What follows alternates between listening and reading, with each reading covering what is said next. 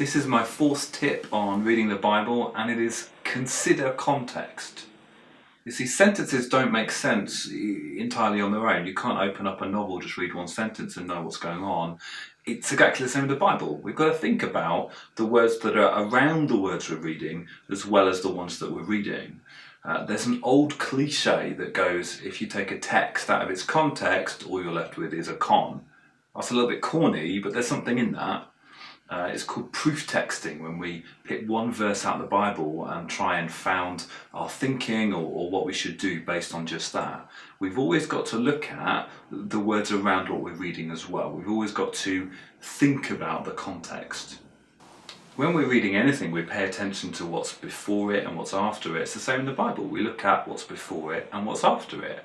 We need to look at the whole sentence. And sometimes the verses in the Bible can confuse us a bit because each verse is not necessarily a sentence.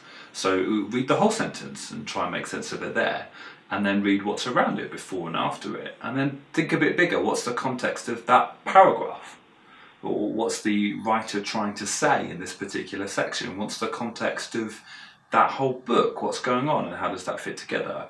And what's the context more broadly of the whole Bible? How does what we're reading fit within that? We need to think about where this fits in the Old Testament or the New Testament. Where does it fit in the story? We need to think about what kind of writing it is. You know, if we're reading Ezekiel chapter 1 or something in Revelation, that kind of apocalyptic literature it's called, that's very different to reading one of the Gospels, a story about Jesus. Otherwise we'd think that God is literally made up of sets of wheels full of eyes, because that's how Ezekiel describes him. Maybe he's doing something a little bit different. And thinking about the context of his attempt to describe what God looked like helps us realise how we should go about reading it. We should also think about the context in terms of who wrote it, who's the author. What else have they written in the Bible? What do we know about them? What do we know about the things that they often talk about? How do they use words? You might have noticed that different authors within the Bible use words a little bit differently.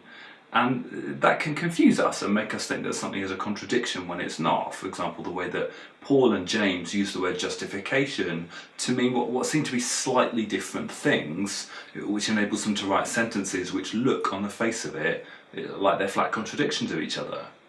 We need to be thinking about who this author is in terms of who they're writing to.